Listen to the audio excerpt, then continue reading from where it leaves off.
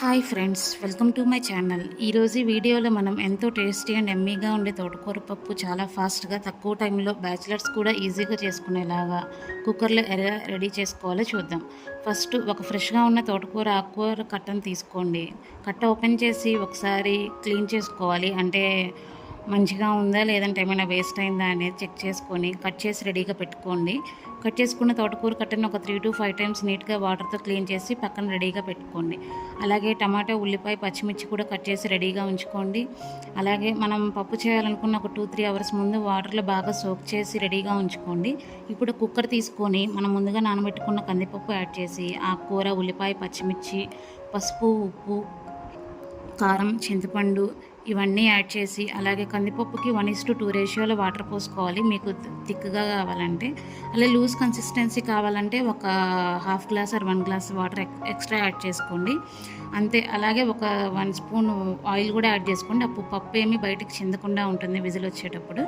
ఇప్పుడు కుక్కర్ మూత, rubber, whistle అన్నీ పెట్టేసి స్టవ్ ఆన్ చేసి కుక్కర్ పెట్టేసి ఒక 3 to 5 విజిల్స్ రానివ్వండి. మీకు ఇంకొంచెం స్మూత్గా కావాలంటే ఇంకో 1 విజిల్ ఎక్స్ట్రా రానివ్వచ్చండి. ఇప్పుడు 5 విజిల్స్ వచ్చాక స్టవ్ ఆఫ్ చేసి ఒక 15 మినిట్స్ అలా వదిలేయాలి. అప్పుడు అందులో ఉన్న ప్రెజర్ అంతా పోతుంది. ఇప్పుడు కుక్కర్ ఓపెన్ చేసి ఒకసారి మిక్స్ చేసి మీ టేస్ట్కి తగ్గట్టు స్పైసెస్ అన్నీ ఉన్నాయి లేదా చెక్ చేసుకోండి. ఇప్పుడు మనం పోపు రెడీ చేసుకుందాం.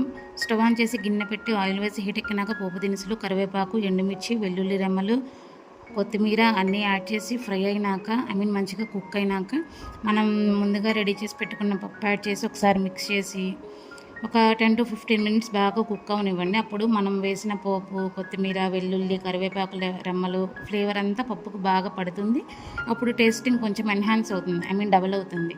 అంతే. ఎంతో టేస్టీగా అండ్ క్విక్గా అయిపోయే తోటకూర పప్పు చాలా ఫాస్ట్గా కుక్కర్లో అయిపోతుంది. బ్యాచిలర్స్ కూడా చాలా ఈజీగా చేసుకోవచ్చు. ఈ రెసిపీ మీకు నచ్చితే మీ ఫ్రెండ్స్తో, మీ ఫ్యామిలీ మెంబర్స్తో షేర్ చేయండి.